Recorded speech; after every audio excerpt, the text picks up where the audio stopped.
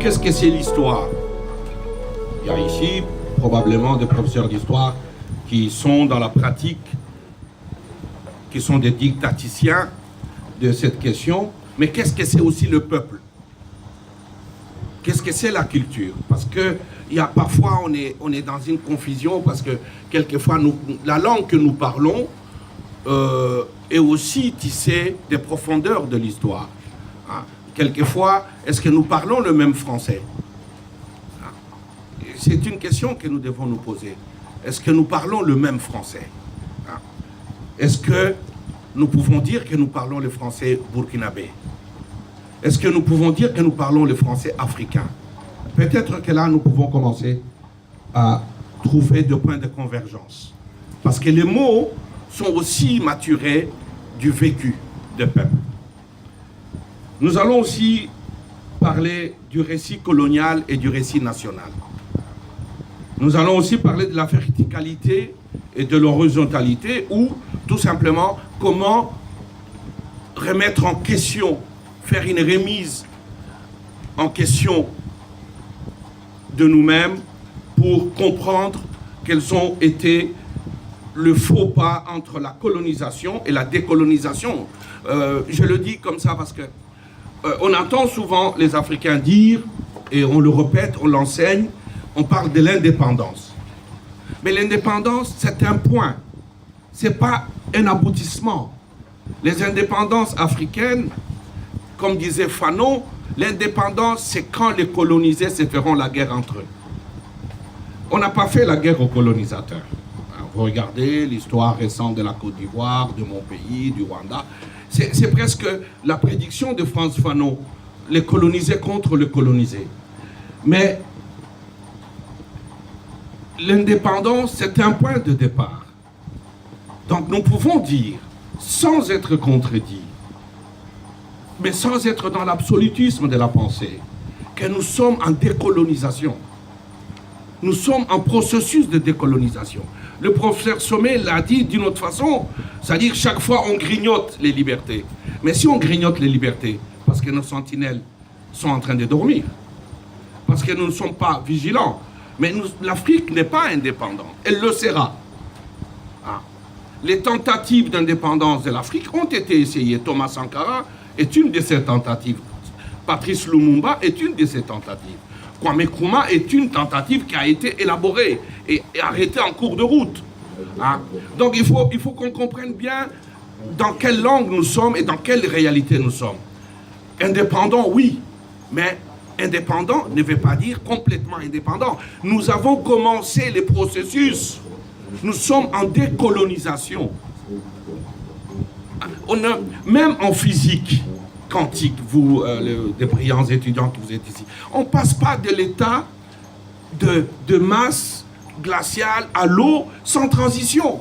C'est impossible. Mais comment on n'a pas pu faire croire aux Africains que du jour au lendemain, on prend un petit soldat, on l'habille de l'habit de gouverneur, on en fait un président? Nous n'avons pas été vigilants, ou nous avons juste fait la fête. Vous savez, W.E.B. Du Bois, dans son livre « Les âmes du peuple noir », parle de l'abolition de l'esclavage. Et l'abolition de l'esclavage, ce n'est pas la fin de l'esclavage. C'est le début de la fin de l'esclavage. Donc, l'indépendance n'est pas la fin de la colonisation, ni de l'esclavage, parce que les mots sont les mêmes. On change juste, après on dit coopération, on dit développement, on dit droits de l'homme. Mais comment voulez-vous parler des droits de l'homme aux gens qui, eux, vous ont rendu humains? Parce que les luttes pour l'indépendance ont rendu le colonisateur humain. Parce que lui, quand il était là, il n'a jamais respecté les droits de l'homme. Hein? Donc, ce sont ces choses-là, parce que parler de l'histoire, sans parler des étapes de l'histoire, ça nous amènera pas bien à comprendre notre sujet. Hein? Donc, pour moi, partageant avec vous, je dis, donnons un sens aux mots. Nous sommes indépendants, certes, nous avons une date, mais nous sommes en décolonisation. Tout à l'heure, nous avons salué le peuple burkinabé avec son hymne. Ce n'est pas le premier hymne du Burkina. Je vous exhorte d'étudier l'histoire des hymnes des colonies françaises au moment où on a dit indépendance. La plupart de ces hymnes ont été dictés à Paris. C'est comme les drapeaux avec le vert, jaune, rouge. On a tourné les jaunes dans ces sens, le vert dans ces sens. Focard et Malraux ont sillonné ces demi-continents pour donner des indépendances. Si vous regardez les indépendances africaines, ça part, c'est le mois d'août. C'est le mois d'août. Donc, on a fait des sautes d'avion. On est arrivé le matin à N'Djamena, on a donné l'indépendance. Le lendemain, on était à Bangui, on a donné l'indépendance. La vraie indépendance, c'est de foutre les colonisateurs dehors. Quelqu'un vient chez vous, s'installe dans votre maison, viole votre femme, et il vous dit, maintenant, je m'en vais. Et il vous dit même quelque chose de formidable, qu'on continue à nous dire. Mais soyez fiers. Si on n'avait pas violé vos mères, vous ne serez pas là. Donc on demande aux enfants de violer de dire merci. Et c'est dans cette situation paradoxale que nous sommes et que nous allons interroger l'histoire. Comment enseigne-t-on l'histoire? Et ces questions-là, sans que ça nous rende angoissés tout le temps, nous devons les affronter. Mais nous devons d'abord les affronter pour nous-mêmes. Une des choses qui m'a beaucoup lié à ces pays, c'est juste une phrase qui est magistrale, qui est au-delà de toutes les philosophies. Oser inventer l'avenir. Je pense qu'on peut en faire des dissertations à toutes les sauces. Oser inventer l'avenir. Pourquoi Sankara nous dit oser inventer l'avenir? Pour beaucoup de gens, l'avenir va de soi, c'est demain.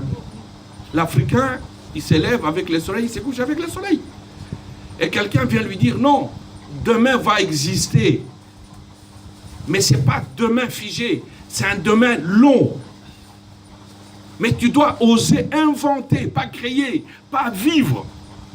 Inventer, ça veut dire que tu dois sortir de ce que tu es pour être autre chose. Inventore. Osons inventer l'avenir. Je pense que c'est un peu ce que nous voulons faire aujourd'hui. Essayer un peu de nous donner un avenir. Un autre avenir.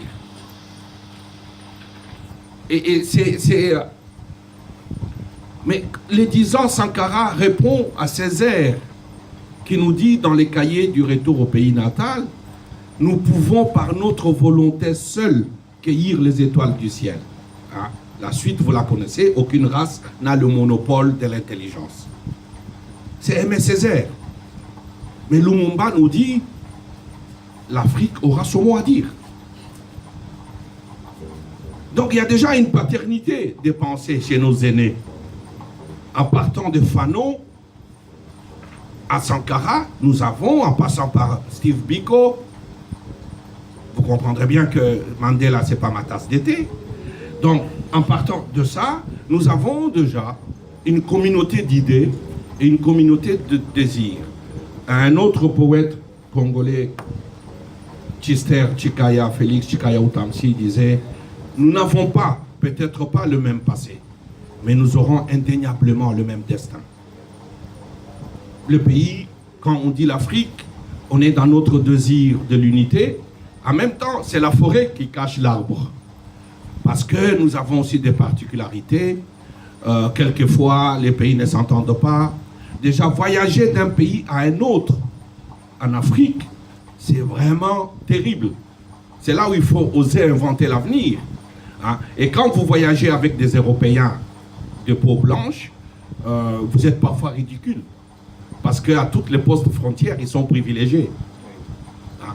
Pour quelqu'un comme moi, qui n'a d'autre nationalité que la nationalité congolaise, bien que vivant en Europe, il faut beaucoup de tampons dans votre passeport. Hein? Mais le blanc, presque, on l'accueille avec génuflexion. Hein? Donc, c'est aussi ça. Comment enseigne-t-on l'histoire et qui vous enseigne l'histoire? Parfois, l'histoire s'enseigne par des actes. Juste par un acte. Tout d'un coup, le vôtre vous remet à votre place. qui est la leur, qui n'est pas vraiment la vôtre.